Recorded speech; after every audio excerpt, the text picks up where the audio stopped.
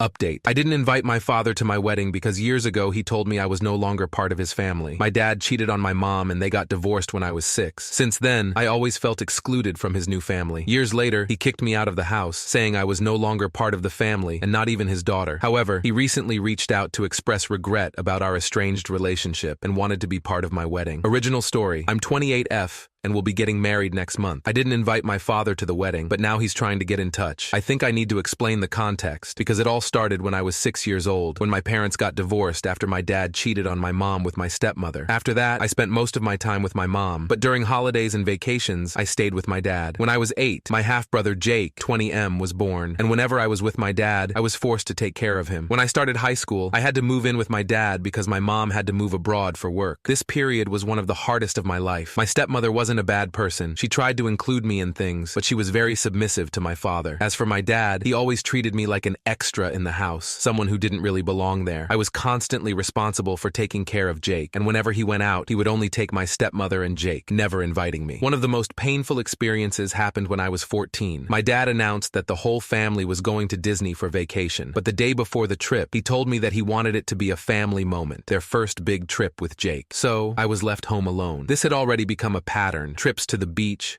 zoos, or other outings always included just my stepmother and Jake while I was left behind. My dad didn't like me going out with friends or inviting them over. He said, teenagers together only cause trouble, and because he was controlling, he would call the house phone at random times to check if I was home. He also had a trusted neighbor who would keep an eye on me to make sure I didn't have any visitors. When I turned 16, living with him, the feeling of being an extra only got worse. Everything I had experienced during vacations, the exclusion and sense of abandonment, became part of my daily life. Things came to a head when I turned 18. My dad got a promotion at work and decided to take a family trip to Europe. Since it was my last year of high school, I was excited, thinking I'd finally be included. But then he told me he didn't have enough money for a trip for 4, so it would just be to celebrate Jake's 10th birthday. I had to stay home. That's when I snapped. I told him he was being unfair and that he shouldn't have given me false hope. I explained how I'd felt over the past years, and he called me ungrateful and spoiled, saying that I lived with him rent-free, which was a lie since my mom sent money to support me, and I did all the housework because both he and my stepmother worked late. The argument escalated, and he kicked me out of the house, saying I was no longer part of the family, and not even his daughter. He literally threw me out and tossed my things onto the sidewalk. Luckily, a friend lived nearby, and I stayed at her place that night. The next day, I went back to see if my dad had calmed down, but I found my things still on the sidewalk, and some even in the trash. My stepmother had kindly saved a few items for me and handed them over. After that, my dad never reached out, except to call and yell at me a month later when my mom stopped sending him money for my expenses. A few months later, I got into an engineering program in another state, where I met my now fiancé,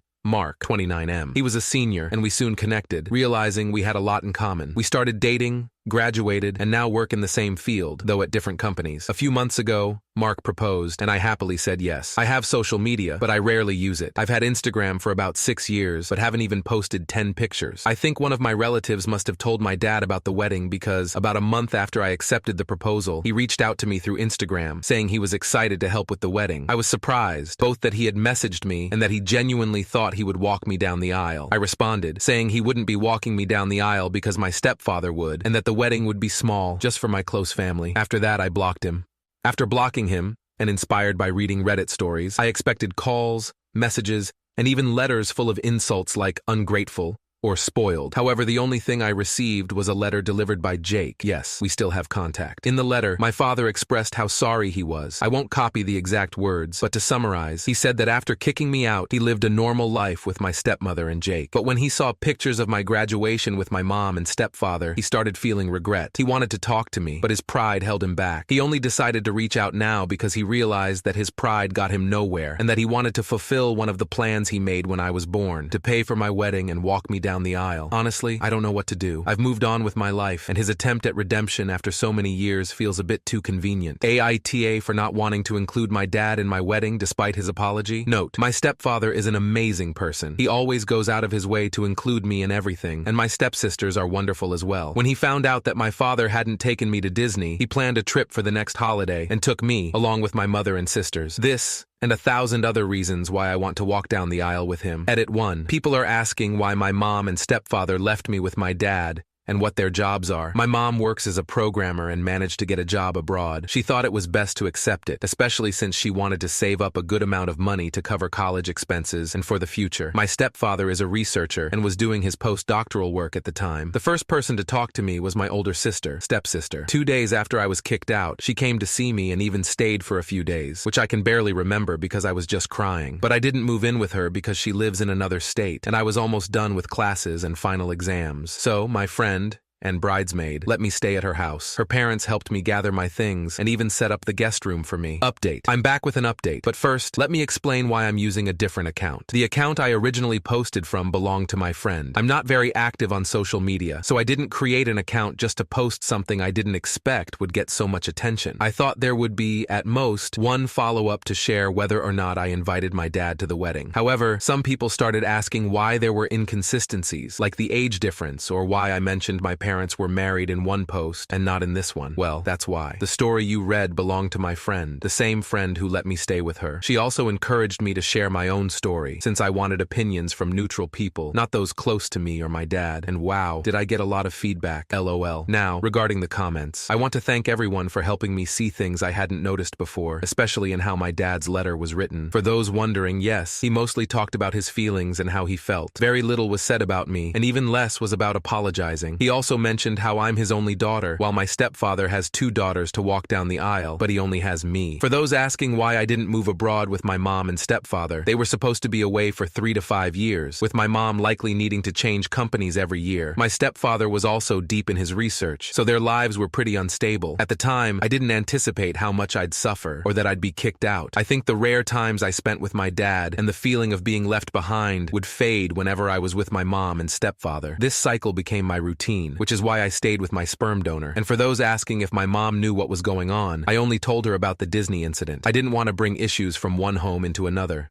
Now for the update. For some background on my mom, she returned 2 years after I started college, and my real dad came back a year after that. It was my sisters who attended my high school graduation. My mom now lives 2 hours away, so I went to visit her to discuss what had happened and to get her and my stepfather's thoughts on the situation. My mom said it was something I had to decide on my own and that she wouldn't interfere. My stepfather told me he'd help pay for the wedding, regardless of what I chose to do. Yes, he's helping with some expenses. My sisters, on the other hand, share the same opinion as most of you, not to invite him and to send him a letter detailing everything I went through. My older sister, let's call her Lisa, was the most against inviting him. Lisa was the first person to check on me. Today, I learned that on the same day she came to see me at my friend's house, she also stopped to talk to my dad. She hadn't mentioned it before because, according to her, he only spouted nonsense, and sharing it at the time would have just made things worse for me. That's why she's completely against me reconnecting with him. For those curious about what he said, she didn't go into details but mentioned that it angered her so much she ended up shouting at him, calling him every name under the sun. She thinks this may be one of the reasons he didn't reach out sooner. She thinks that added fuel to the fire. We talked a lot, not just about my dad, but about myself as well. I realized that even with the therapy I went through during college, there was something important I hadn't done. I never truly opened up to my parents. I always thought I had to face and overcome everything alone. All I did, though, was bottle everything up. Today, I was finally able to unpack it all and share my feelings. After a lot of tears, I hugged them both. And here's what I've decided. 1. I will respond to his letter. Unfortunately for Mark and Lisa, it won't be the harsh response they were hoping for. I'll take some of your advice and express how I felt when he kicked me out. I'll be polite but honest. I'll also let him know that my stepfather will walk me down the aisle because that's what I want. I won't offer further explanations to him. After all, this is my wedding with Mark, and it will be exactly how we want it, without the need for justifications. 2. I will not accept any money from him, nor will I send him an invitation. If my dad truly wants to reconcile, he can reach out to me through Jake, but only after the wedding or honeymoon, and it will be on my terms. 3. As someone suggested, we're going to hire security for the wedding, no matter how my dad reacts. For those wondering, yes, Jake has been invited. As I mentioned, we still have a good relationship, and he's allowed to take photos. Story 2. Ada. After 2 years of no contact, my husband's youngest daughter,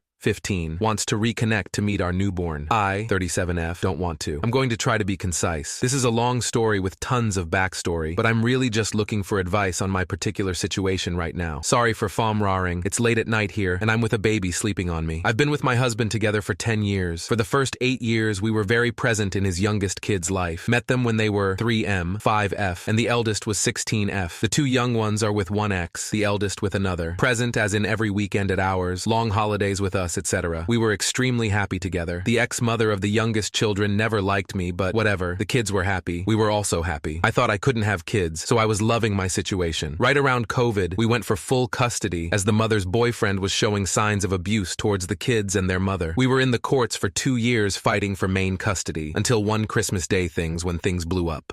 I'll try to explain and keep short because it's not. Months before Christmas, the youngest doer and the eldest began getting into some really weird behaviors. Even though we were giving the youngest €100 allowance and paying costs for the eldest, plus all the alimonies, they started behaving like we weren't providing enough. The eldest sister started getting weirdly protective of her sister, and it came out through different times and different drama explosions that the youngest told the oldest we were refusing money, we weren't, and just being mean, we also weren't. This led the oldest sister to start being confrontational about everything. What lunch I was making, how much the clothes I bought them cost, etc. Everything started to become an insult we weren't even aware we were doing until weeks later, when someone started crying and screaming. I want you all to understand, we had weekly family meetings to discuss how we felt, weekly therapy sessions, we were all in therapy. I really tried my best with the kids, and I did. I know it's Reddit and I'm gonna be torn a new asshole, but me and my husband really did all we could. The youngest daughter, aided by the oldest, just really began to spiral, which led to Christmas. Basically, it all started because in our home,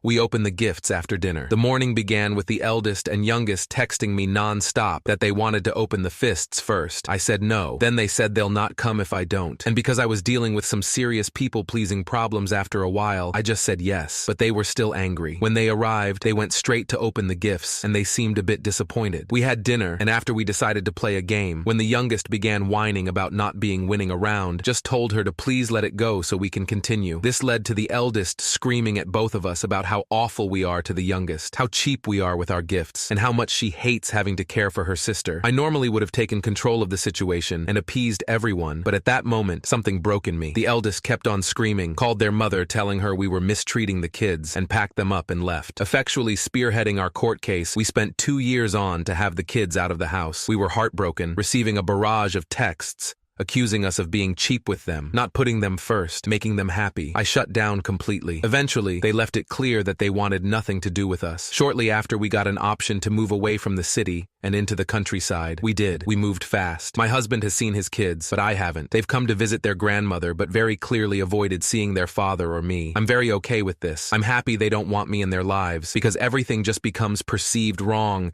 and it's just like walking on eggshells all the time. It was just awful. Now fast forward 2 years, we just welcomed our baby boy, and I'm so happy. Of course, my husband has communication with his kids, and they know of him. Now the youngest daughter offered to come to our home for one night to meet our son and to celebrate her birthday. We live in a generational house, meaning we live with grandma in a big house, so there's enough place for her. The problem is, I don't want to. I know my husband does, and I get it, but I've had so much peace. I also don't want my boy to become the subject of conversation in their homes. I don't want her to see my home, my spaces. I know it sounds like a monster, but I don't want her holding my baby. I don't want him to be exposed to them. I know this is probably trauma speaking, but I don't want to feel like I have to walk on eggshells again. I also know my husband is a father and don't want to veto this. What would you do? How do I navigate this? Thank you so much for watching until the end. If you enjoyed our videos, please don't forget to like, share, and subscribe to stay updated with our latest ones. Have a great day.